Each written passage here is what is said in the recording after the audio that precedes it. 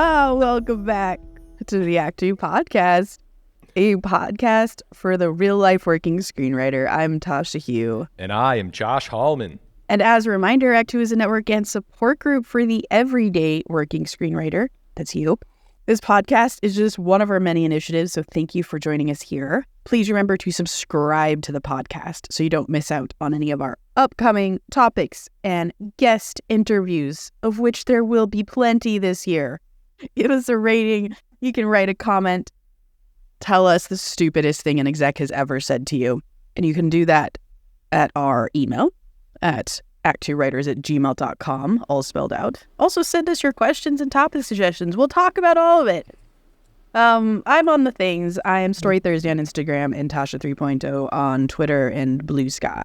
I'm Joshua Hallman on Twitter, Josh Hallman on Instagram. Tasha. Are we just jumping into This Week in Writing and just like, let's do it? Yeah, because I need to carry over some momentum something that just happened. Okay, let's do it.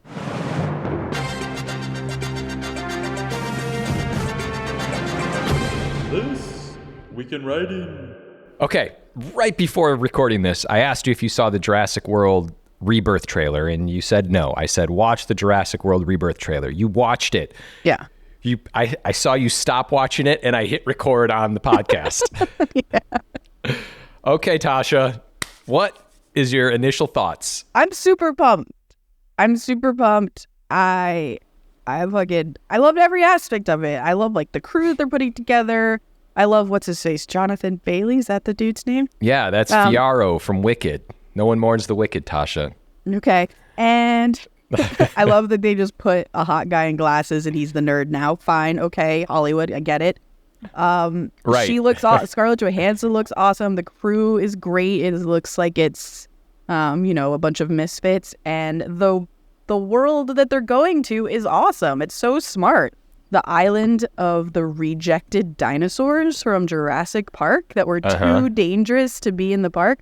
Although they also have raptors there and all the dinosaurs looked familiar. But that being aside, a bit of dialogue was perfect. So this movie is directed by Gareth Edwards. Okay. Yeah. I was going to say it looks fantastic. Yeah, he obviously did Rogue One, which there was a famous story about Rogue One. He did The Creator. He did Godzilla. And I believe he did a movie called Monsters or Monster, which I'm kind of blanking on. That's like his first thing that got him noticed. Right. Yeah. And I read an article, and he said that this movie is circling around Jaws, Indiana Jones, and Jurassic Park. Those were the comps. Can you believe it? And actually, while I watched it, I couldn't help but look at Scarlett Johansson and think to myself, is she trying to do a little Lara Croft in this? Yeah, I could see it. So that's that. Yeah, she looks badass. She's like super badass. And I was just thinking about this, I think probably Jurassic Park might be one of the more influential movies in both of our lives. Is that fair to say? I would think that's fair. We were at the peak time when Jurassic Park came out. And now there's still, like, I'm watching this, and if you would have told me, 30 years later, that we're going to be watching a movie that's still connected to the Jurassic Park lore and what happened in that, I wouldn't have believed you. Or maybe I would have. I don't know, because I was like 10. It's interesting how they're like saying that this is a new era. Do you feel like it's a new era from the Chris Pratt movies we have had recently? I don't know. I can't wait. I have to see it. Yeah. I'm such a sucker for these freaking movies. I will see any Jurassic Park movie. I swear to God, I will. And I'm like, okay, how can they keep evolving on this? This just doesn't make sense. This group of people go to an island and fight dinosaurs. It's such a smart idea. It's great. One day they're going to reboot this franchise. One day. I don't know when that's going to happen. Like the OG? I think so. I hope I'm old when that happens, like really old. Yeah, me too. But in the trailer, they have scenes from the novel Jurassic Park. There's a few moments that I think there's a specific lagoon scene that was like famous in the novel. Oh, shit. That's cool. Anyway, I wanted you to watch that, and I wanted to talk about it because in addition to this, I was talking to somebody else about Jurassic Park and Jurassic World, and I had mentioned this to you, but they were like, you and Tasha should do an episode about blockbuster movies and why you like them so much.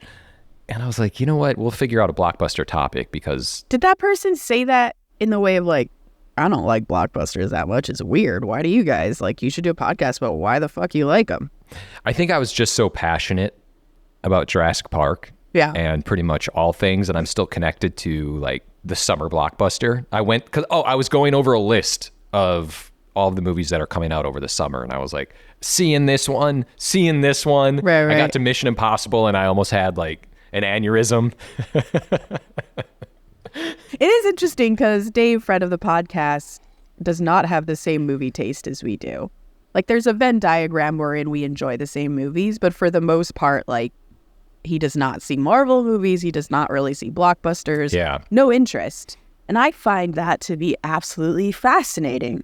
Yeah. Like, why aren't you drawn to these movies?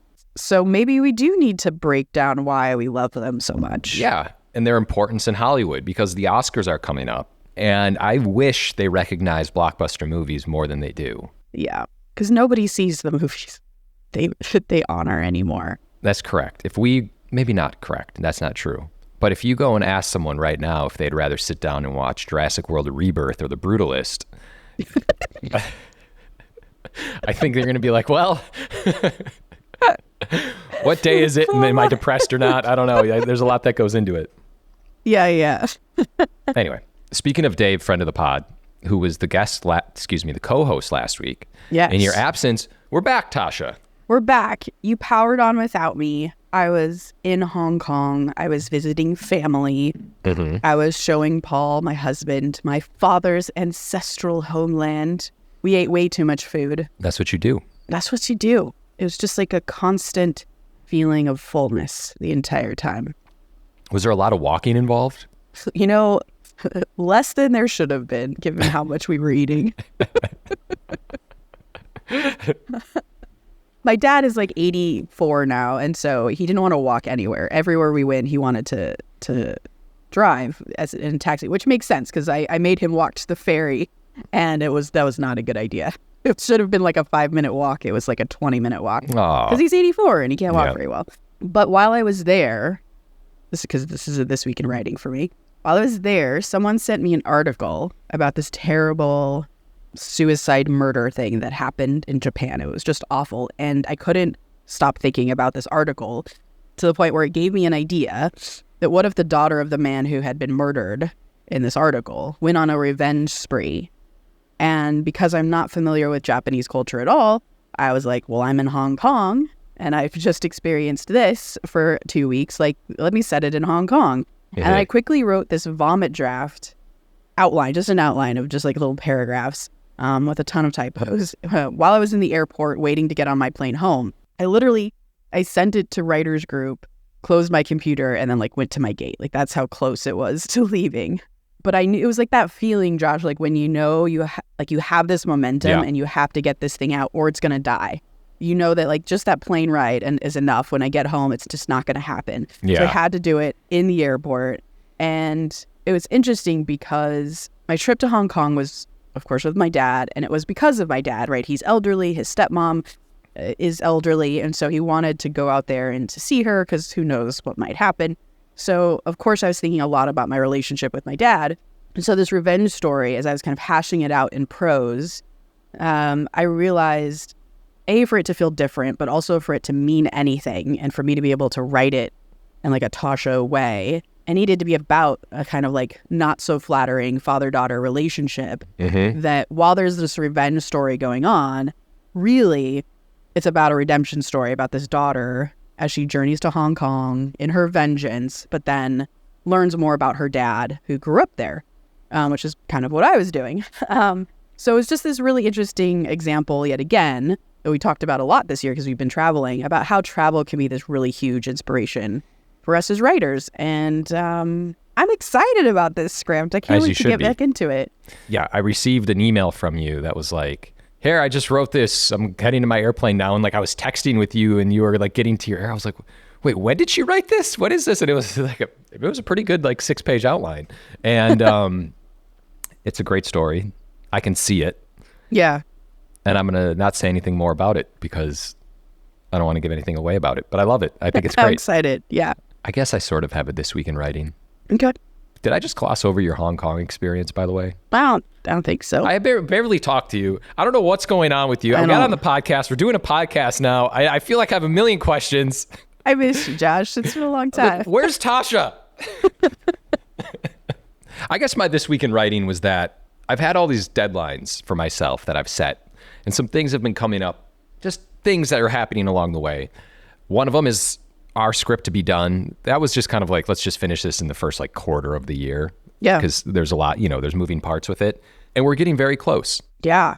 Super close. To sending it to our reps. Number two, there is a script that I'm working on with somebody that needs to now be finished in a window of time for a couple different reasons. And I planned that I was like, I need to have this done by the end of January, but life happened. Some things happened in LA that delayed everything, and everything got moved by like a week, like my schedule. And I am about to finish that script today. And and you know that feeling when you just finish like a draft of something and you're like, I know I'm going to have notes. I know I'm going to have to like dive back into this, but there's something so refreshing about feeling like you're just getting something off of your plate for a moment. There's nothing like it. There's nothing, honestly. There's nothing like it. That's amazing. Congratulations. Thank you very much. I appreciate it. I have one more. Let's hear it. 1.5 more. Now let's go. I feel like you've got a lot. The next few months are going to look a bit different for me. It's a bit echoey in here, right? Yeah. I'm in an apartment, you guys, in a different state. My husband is back in Los Angeles. So is my dog, my cat. It's very sad. I'm in a new writer's room that I can't talk about, but there will definitely be aspects of this that I'm going to want to talk about. Oh, man. Just because there's inevitably going to be a lot of writing-related things that come out of the experience that I'm about to have. I would say that every room I've been in has been totally different because the people are very different, right? But in this room in particular, I think it's going to be really fascinating because we don't just have TV writers in a room. It's going to be a feature writer, a video game writer, a novelist, a comic book writer. And they're all going to have incredibly different and interesting ways of how to think about story. And I'm just super excited to kind of get into their heads and just see how they function in a room. So that's going to be me. And if you hear a child running... I'm just so happy. ...above my head, it's because I'm in an apartment now. And there's a very active child who lives above me. If there was one scenario that you would not want to be put in, it's a child running above you. Being anywhere near me, yeah. Anywhere near a child. I love this so much, but I also feel so bad. Maybe it's some kind of revenge. I love it for the story aspect and hearing about it. But I feel terrible for you, but it's going to make me giggle. Yeah, so you're away for a little bit. I cannot wait until we can talk about all this stuff that you're experiencing right now, because I feel like you're doing something cool. And it feels momentous. Like this is like a life event. Yeah. That's all to say, the way it pertains to the podcast is, hey, listen, maybe Tasha won't be available. I'm going to make sure she's available. Yeah. I try to guilt trip you and be like, well, if you don't want to do it. And then you're like, what are you talking about? But I always know it's a test. I always know it's a test. And I pass every time because this is my life. And you know what? Maybe the timing's going to work out a little better now because I don't sleep. That's true. You wake up at an enormously early time that I don't even know why. But I'll be awake. I'll be ready. So this will be at 3 a.m. We'll be doing this podcast. That little freaking kid is going to help me out. That kid's going to wake you up. You're going to be like, let's just podcast. It's 2 a.m. I don't give a shit. Oh, Jesus. Anyway. All right. So our main topic today is, should you, as a screenwriter, have a brand? Mm-hmm. And I'm sure we have the same opinion about this, I think. I'm going to throw a wrinkle into all of this. Oh, damn. Yeah, I believe we do have the same opinion, but I was talking with someone recently who was not only branding themselves as a screenwriter to other people, but in their social aspect on social media was really trying to brand themselves as that same type of person.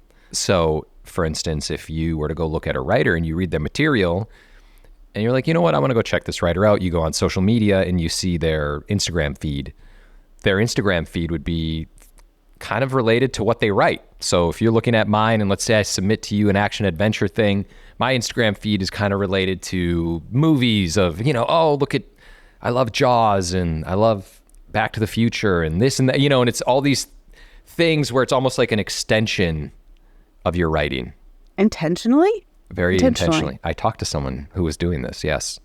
Are they having success with this combo? Yeah. Huh. Yeah. And I found it fascinating. I mean, it's not like the most, I don't think they're having like the most successful, it's not like they're getting hired because of their social media feed, but it shows like a level of quote unquote authenticity, which now we know it's not, of like your ability to write that kind of story. Mm-hmm. You live it. I thought to myself, oh, that's very interesting that you consciously go out of your way to do that, which is not an uncommon thing. That sounds like so much work. It is, but then the argument to be made is that social media is essentially branding. Yeah, for sure.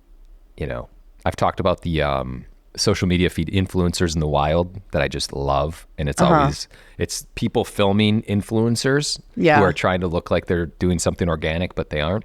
Yeah. I love it. Anyway, so we thought we could talk about branding. quick story about that. Please. I was at Comic-Con and we were out front of an activation, what they call an activation, which is like, in this case, it was Shaun of the Dead. And they had recreated the Winchester pub that is featured in Shaun of the Dead. And so there was a line to get in. I was waiting in line and several influencers came out and, put up their little selfie stick and was like, hey, peeps, or like, hey, whatever name that I have for my followers, like, just win, blah, blah, blah. And it was like, like they were all talking about it like it was the most awesome thing they have ever done in their entire lives. But they'd like cut and they'd be like, no, that's not right. Okay. And they'd be like, hey, and they would just try. And like, this one guy was just like not getting it right. He definitely did it like 10 times. Then you go into the Winchester and it's like, fine. It's very just fine. There are picture opportunities, like Instagram opportunities, which makes it look cool on Instagram. But the rest was just, okay. But of course, everyone coming out was like, I just experienced the greatest thing ever. And which is all leading back to the brand idea, which is that it's totally fake, but honestly very smart. Of course. I don't hate that. I just hate that for them because that sounds exhausting to have to like promote that version of your life on a site that I have used anyways as like just a way to like update my friends on what's going on with me. Yeah. It's interesting, but I was thinking about that aspect as well, how it kind of ties into your screenwriting brand, which we can discuss, and it's a whole other wrinkle. Yeah, that's super interesting. I've told this story before, probably years ago, but like the first ever manager I sat down with came from a contest that I had done well in, but not won. And I remember them talking about career in a way that no one had ever talked to me about career before because no one took me seriously as a writer. But this person was the first person to take me seriously. He was talking about the kind of brand that he would create for me in the industry. And at the time he had read my Western, which is like a revenge thriller. He was like, I'm going to brand you as the new like action thriller writer. Yeah. And I was like, cool. But I love fantasy and genre. And I want to do more than just like a straight action thriller. I want to write Born Identity. Like, I want to write Tomb Raider, right? Like, I want like something set in a world. And he sort of wasn't allowing for that. He's like, if I'm going to sell you, I need something specific. And I think this is the specificity that I could sell. And I didn't end up going with that person as my manager because there's something about that didn't feel right. It felt too limiting. And I think that can be a risk of branding. However, I think what we will talk about as we get into this podcast is a way to brand yourself so that it's not like a single lane, that the lane is wider. Because I do think you need to be clear about who you are as a writer and what you can provide a producer or a studio with your services. The same way, an architect is not also going to advertise that they lay carpet. Like, that's just not something that they do. So, I guess, what is your opinion? Has anyone tried to brand you incorrectly, Josh? Or like, Have you figured out your brand as you went? Because you, when I first met you, were a rom-com writer. I'm glad you brought that up. Which, by the way, the script that I was just referencing, by the way, hang on. Can we give this little kid a name that's running above you, just so I can reference this person and everyone knows? We need name recommendations. Somebody name the annoying child above me. Yeah, little monster. Jesus. I'm just kidding. I have a child. Okay. The branding. Yeah, when I started, I was writing rom-coms, and the script that I'm currently writing right now is a rom-com. It has rom-com elements into it. It's not actually a rom-com. But when I started, people had told me, they were like, well, if you're going to write rom-coms, we're only going to be able to take you seriously as a rom-com writer. And a manager told me, actually kind of swayed me away from it and was like, this is not going to help. Your rom-coms don't, you're not going to be able to sell anything. This is bad for your career. I don't recommend doing this. And it really kind of spooked me at the time because I was just kind of getting going and I was like, oh man, okay.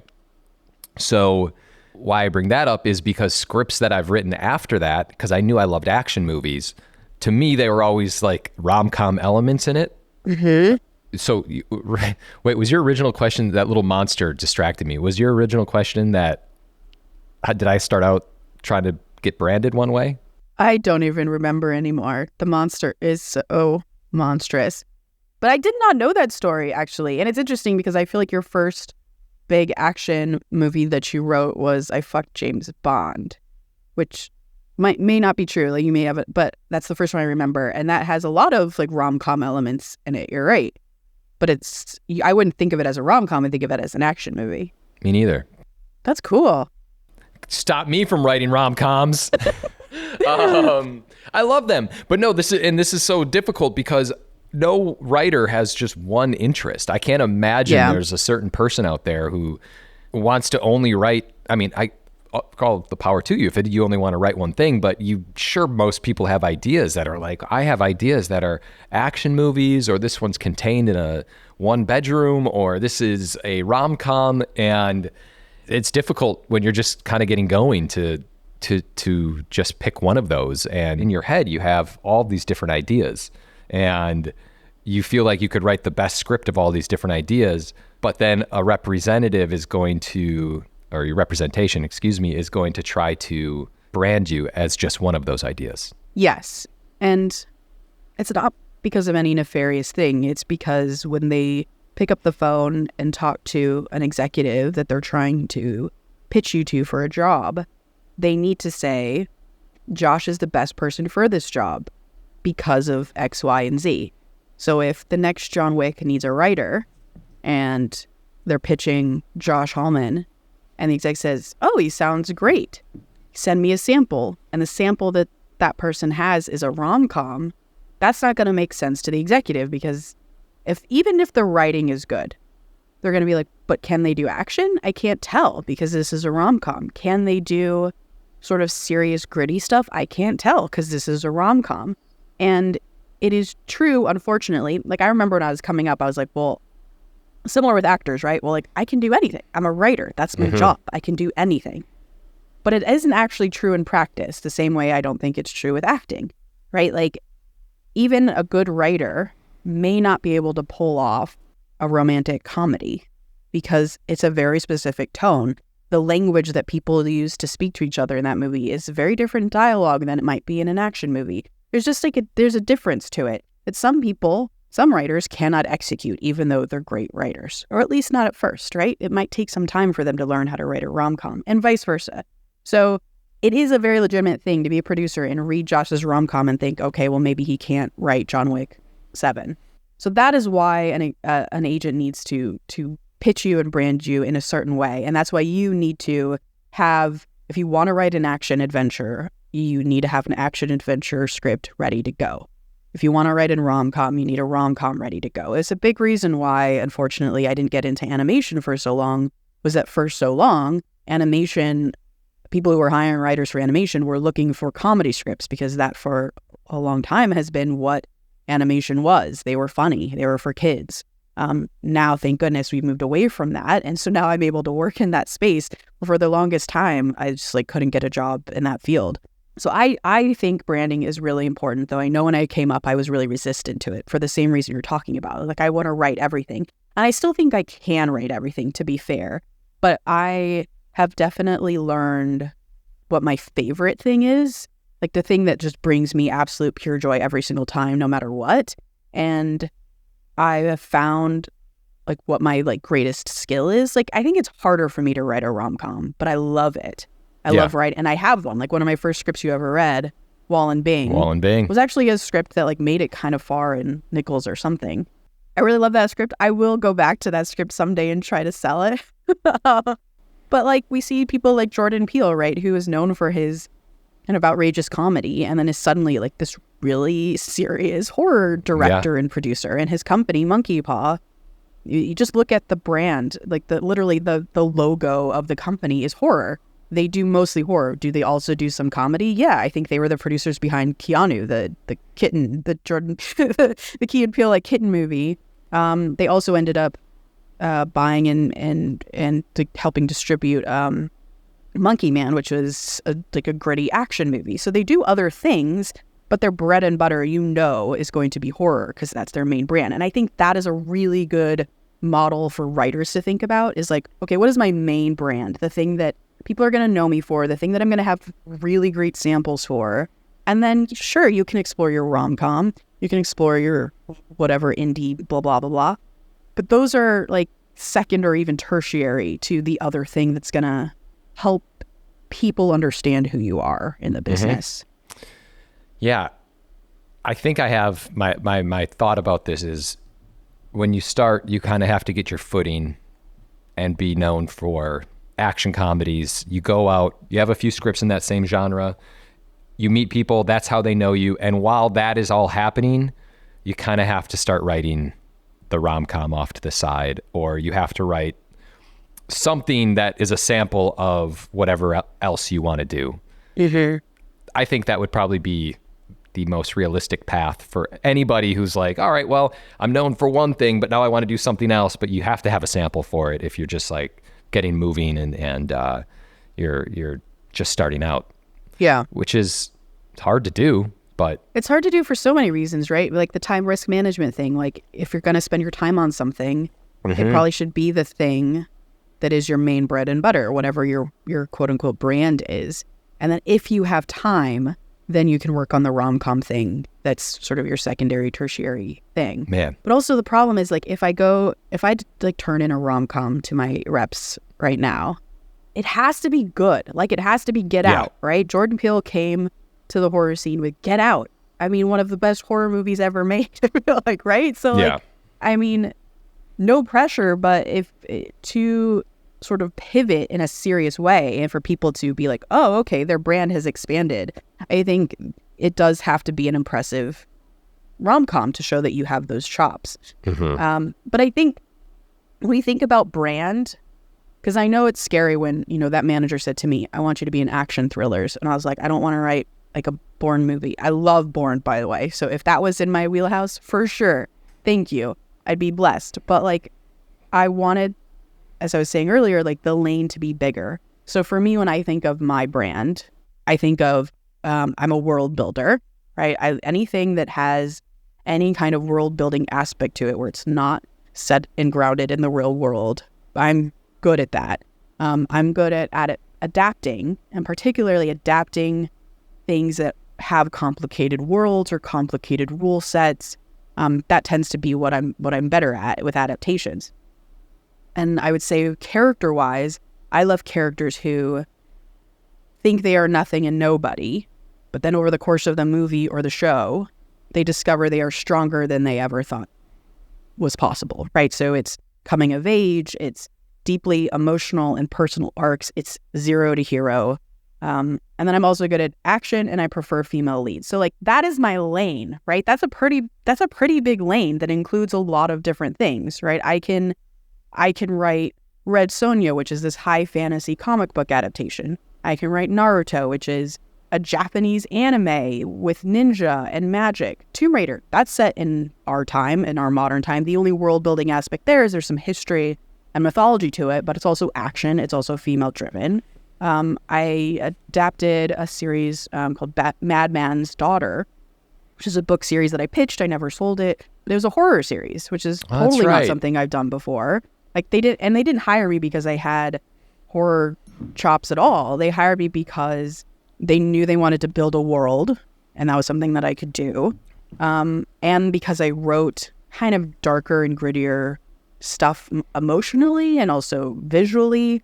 And it starred a young woman who basically had this arc that I really love, which is like, she's just sort of an everyday person without any particular skill set or strengths. And then she ultimately like needs to survive on this island of Dr. Moreau, essentially, and like defeat her corrupt father. So like there's all these little elements in there that are part of my brand. So when I guess if I could tell my younger self who was resistant to branding something, I would tell them that a brand doesn't have to be limiting. It can actually be pretty wide and offer you a lot of opportunity.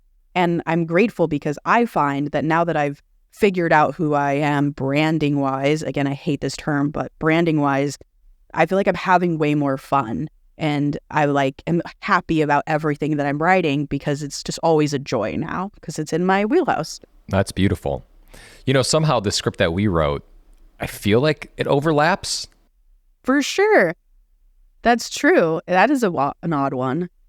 I was also thinking about what else is really important is when your reps try to take your script out, they also are going to a producer or a company that is a brand that can handle your brand. So you're trying to figure out the perfect match. Obviously, yeah. I think the things that come to mind are things like Amblin, Bad Robot. Like if I tell you those, you kind of have a sense off the bat of like, oh, is this like an adventure movie? Is this kind of a coming of age story with a little fantastical element, or with a heightened element to it? And that's also really important when you're taking your own script out because people need to know where it's going to. And thinking about a company like what you were just saying about Monkey Paw, they do other things, but the bread and butter is horror. So if you're writing horror, it's probably going to go to Monkey Paw, but they're going to do other things along the way. And branding for companies are just as equally as important as branding for an individual screenwriter. That's an amazing point. Yeah, that's so true. And what's cool about that, and I think this is the same for writers.